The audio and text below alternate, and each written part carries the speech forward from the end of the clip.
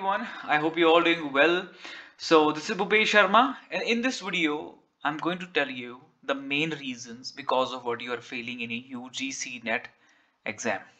Specifically, I make student prepare for UGC NET English literature, but these points that I'm going to discuss here, they can be applied in any of the UGC NET exam, right? The very first one is not revising mocks. आप में से बहुत से students ऐसे होंगे जिनका अभी ये थर्ड अटेम्प्ट या सेकंड अटेम्प्ट होने वाला है. ठीक है, you are attempting this exam repetitively but still you are missing out from a very minor margin. Main reason क्या है? You are not scoring good marks in the paper one. आपके between 20 to 27 यहाँ पे score आ रहा है. And for general category, it is very much important to score 30 plus marks in paper one.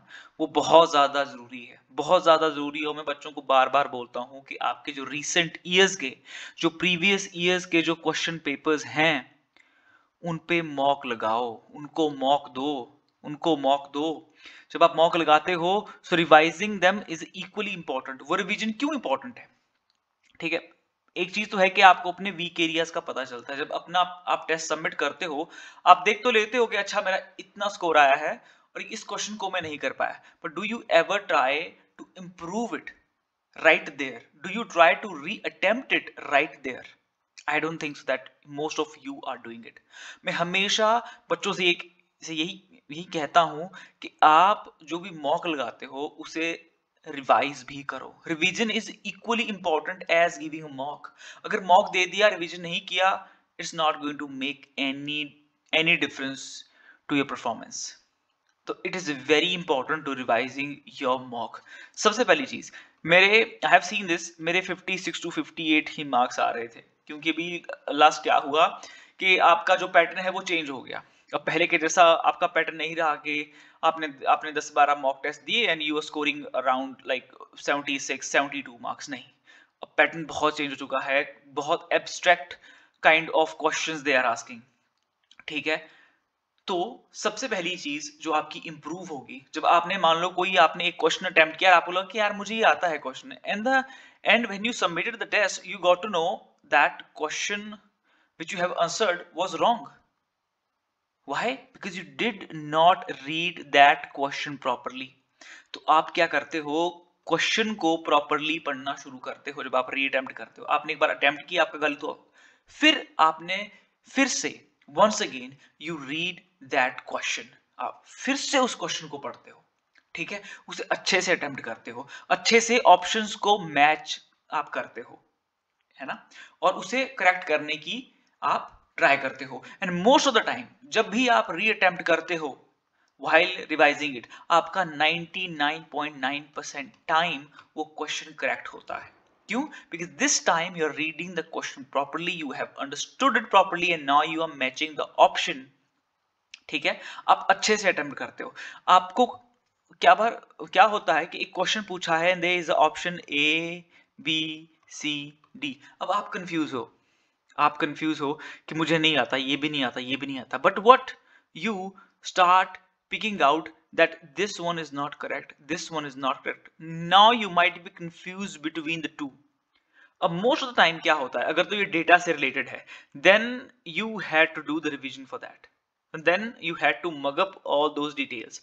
अगर वो study नहीं हुई तब तो नहीं हो पाएगा. बट अगर if it is a subjective type question, you will do it any how, you will do it.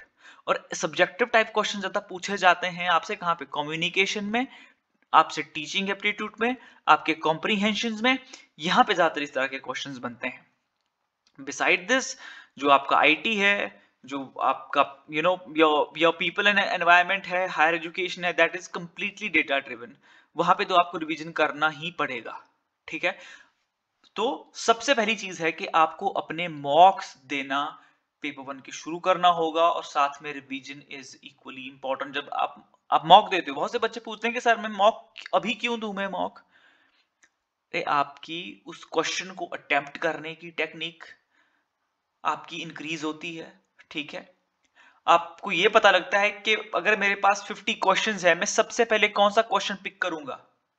आप ये पाएंगे that you will, if you are really giving mock, so you will always attempt the higher education questions first, the people and environment question first, your teaching aptitude IT questions first, communication question first. Because why? Because there you can answer them only if you have read something about it, because these are not subjective question. You simply have to take one of the option. Higher education में आपको पता होना चाहिए कि सबसे पहली ranking पे कौन सी यूनिवर्सिटी है, कौन सा कॉलेज है, कौन सी कमेटी या कौन सी कमीशन ने कौन सी पॉलिसीज लाई थी, ठीक है, उसके आंसर्स वहां पे डायरेक्ट होते हैं। तो आपकी वो टेक्निक भी इंप्रूव होती है उनको अटेम्प्ट करने की, ठीक है, तो जिससे आप with in a given time very efficiently उस पेपर को अटेम्प्ट कर सकते हो। एंड पेपर 2 जिनका भी इंग्लिश लिटरेचर है, you can completely and blindly can rely upon the my professor note. कोई जरूरत ही नहीं है आपको, आपका खाली एक काम होगा, that is to study, that is to read. अगर आपके पास डिसिप्लिन है, अगर आपके पास कंसिस्टेंसी है, I have the content for you, I have the right mentorship for you, right? When all of these things will combine together, you will have your net JRF. कमी content की नहीं है, कमी mentorship की नहीं है, कमी है तो सिर्फ डिसिप्लिन की और कंसिस्टेंसी की। To get access to it, you can simply contact me on the given number. अब आते हैं दूसरी चीज पे, not practicing DI. DI में आपके 10 नंबर्स होते हैं। कितने नंबर्स होते हैं? आपके 10 नंबर होते हैं, 5 क्वेश्चंस होते हैं। और किस पे बेस्ड होते हैं? रेशियो पे, एवरेज पे, परसेंटेज पे, और डिवीजन करना आना चाहिए आपको। ये सारी चीजें आपको आनी चाहिए। मान लो कहीं 50 लैपटॉप्स हैं और वो 2 ग्रुप में डिवाइड किए जाते हैं, ए और बी। एक को दे दिया 1, एक को दे दिया 5, एक को दे दिया 4। Now they will ask you that how many laptops will come under B. अब 40 को, अब पूरे 50 को हमने किस में, कितने में डिवाइड कर दिया? 4 और 5 में डिवाइड कर दिया। अब हम इसमें एक पार्ट की वैल्यू निकालनी होगी, ठीक है, तो डिवाइड कर देते हैं इसको। कितनी आ गई? 10 आ गई। यहाँ पे आपका 10 आ गया, यहाँ पे आपका 40 आ गया। अब आपको बोलेंगे कि इसको परसेंटेज में निकालो। इसका परसेंटेज आप निकालोगे कितना होगा? 80% होगा। इसका परसेंटेज कितना होगा? 20% होगा। इस तरह के क्वेश्चंस आपसे पूछे जाते हैं, ठीक है, पूछे जाते हैं कि नहीं पूछे जाते हैं? ऐसे पूछे जाते हैं ना, ठीक है। तो जब इस तरह के क्वेश्चंस आपसे वहां पे पूछे जा रहे हैं, अगर आप प्रैक्टिस करोगे, you will obviously crack it very easily. आपके 30+ नंबर लाना कोई बड़ी बात नहीं है, it's not a big deal, ठीक है। मेरा JRF हुआ because I had score 39 marks, sorry, मैंने आपके अटेम्प्ट किए थे 39 क्वेश्चंस करेक्टली, ठीक है। पेपर 2 में मेरे 72 क्वेश्चंस करेक्ट थे, ठीक है। तो ये आपका हो गया था 144 और ये आपका हो गया था 78, ठीक है। तो मेरे बने थे कितने? 222 नंबर, ठीक है, ये मेरा स्कोर था। And because of what I was able to get my JRF, ठीक है। अंडरस्टैंडिंग डेटा, जो आपका DI है, DI में क्या है? आपके पास डेटा दिया होता है, आपको वो अच्छे से अंडरस्टैंड करना होगा। और वो कैसे आप अंडरस्टैंड करोगे अच्छे से? आप इसे प्रैक्टिस करोगे। Every single day you must be attempting 1 DI। देखो वो बहुत ज्यादा जरूरी है। मेन चीज यही है कि हम लाइफ में कंसिस्टेंट नहीं है। मैं आपको बोलूं, आपके पास हर एक चीज है। If you want to crack this exam, you can do it even now. Problem क्या है? डिसिप्लिन की प्रॉब्लम है, कंसिस्टेंसी की प्रॉब्लम है, और ये बहुत बड़ी चीज है। ये वॉरियर लेवल्स की चीजें हैं ये। अगर आपके अंदर ये चीजें आ गई ना, you never gonna be loser in your life ever। तो ये चीजें आप अपने अंदर एम्बेड करो, इन चीजों को एक्यूमुलेट करो, you definitely gonna win, I am telling you। Content की कमी नहीं है, मेंटरशिप की कमी नहीं है। I am right here, simply contact me through this number। all you need to have is a discipline and consistency। बाकी किसी चीज की कमी नहीं है। you going to crack this exam very very easily, ठीक है। and developing in these 2 things, I'll be there through this mentorship program। I'll be guiding you step by step। I'm not going to leave you behind। very constructively we're going to complete our whole syllabus, ठीक है। पर अभी आपका ये exam है, ठीक है, इसको आप अटेम्प्ट करो अच्छे से। पेपर 2 में कहीं कमी आ रही है, you do not have enough content, get access to the material and mentorship, and you definitely gonna rock this exam. ठीक है, फिर आता है third step, practising past papers of paper one instead of recent. मुझसे बहुत से बच्चे पूछते हैं कि सर हमें प्रीवियस ईयर्स के क्वेश्चन पेपर दे दो, पिछले पास्ट ईयर्स के, जैसे आपने पेपर टू के प्रोवाइड करवाए हैं, क्योंकि पेपर टू का मसला थोड़ा डिफरेंट है, but in paper one it's something different. ठीक है, because if you just see now in the latest pattern, in the recent exams which are being conducted here, these exams are conducted for various days, almost around a month, and on every single paper you have a new paper for paper one.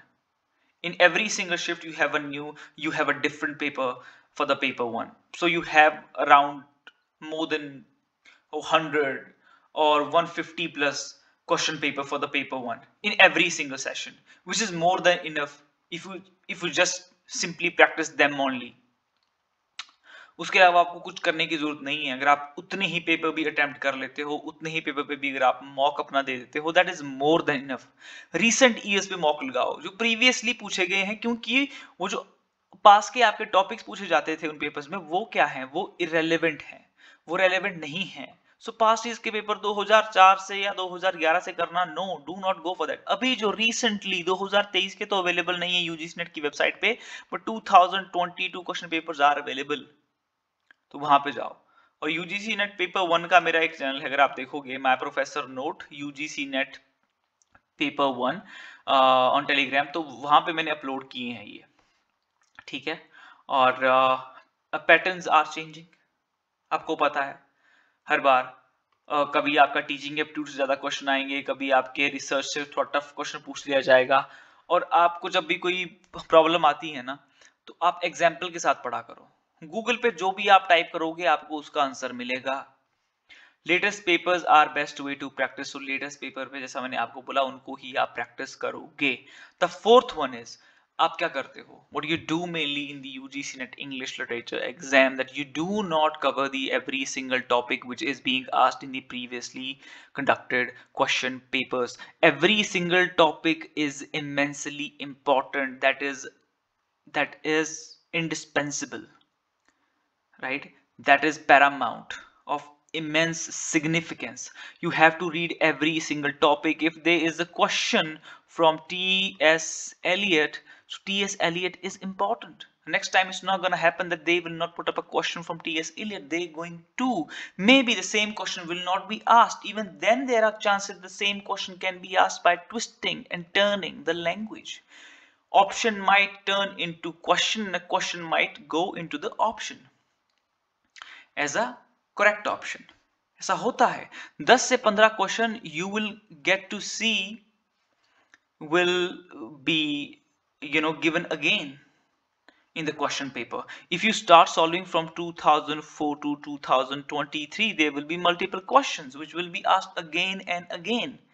ठीक है, वो थोड़ा सा twist और turn करते हैं language को और एक नया क्वेश्चन डाल दिया जाता है। ठीक है, हर एक टॉपिक को कवर करना है। एवरीथिंग इज इंपॉर्टेंट, सा कुछ नहीं होता सर मैं ये पढ़ूं या वो पढ़ूं, हर एक चीज पढ़नी होती है। मैंने मल्टीपल बुक्स पढ़े थे, मल्टीपल रिविजन किए थे, उसके बाद ही you will be able to crack this exam, otherwise नहीं होगा। अगर आप बहुत ही एक लिमिटेड सी स्टडी करने की कोशिश करोगे, बहुत ही सिलेक्टिव सी स्टडी में मैं इतना पढ़ लूं उतना पढ़ लूं, ठीक है, हाँ, अगर आप एक टीचर के गाइडेंस के अंडर होते हो, if you come under my guidance, if you purchase my mentorship program, if you take my study material, you definitely going to rock this examination. ठीक है, because यहाँ पे आपको दो चीजें चाहिए, एक है डिसिप्लिन, एक है कंसिस्टेंसी। बहुत बड़ी चीजें हैं ये, बहुत बड़े मंत्र है ये जीवन के, बहुत बहुत बड़े मंत्र है ये जीवन के। ठीक है, कई बार बोलने वाले भी रास्ते से डगमगा जाते हैं। ठीक है, ये बहुत बड़े मंत्र हैं ये, तो ये आपके पास होने चाहिए। बाकी कंटेंट की चिंता आप ना करें, I will produce every single thing, और इन दो चीजों पे भी हम डेफिनेटली काम करेंगे। Language is twist and turn, मैंने आपको बता दिया कि कैसे कैसे ट्विस्ट एंड टर्न करके भी एक नया क्वेश्चन पूछ लिया जाता है। तो ये चार चीजें हैं जो हमने सीखी। हमने क्या सीखी? सबसे पहली चीज है कि पेपर वन के मॉक ही नहीं देने हैं, उसे रिवाइज भी करना है। दूसरा हमने क्या सीखा? दूसरा हमने ये सीखा कि प्रैक्टिस करना है DI को भी। आप DI प्रैक्टिस नहीं करते हो, that is 10 marks right there.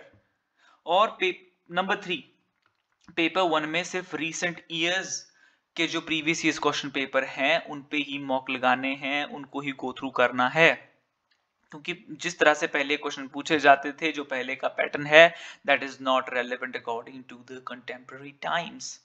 ठीक है, रीसेंट टाइम्स के अकॉर्डिंग वो आपका क्या है, that is not taken into consideration bye UGC, that is irrelevant, redundant. ठीक है। चौथा हमने क्या देखा यहाँ पे कि हर एक टॉपिक जो PYQ से पूछा गया है पेपर 2 में, that is very very important.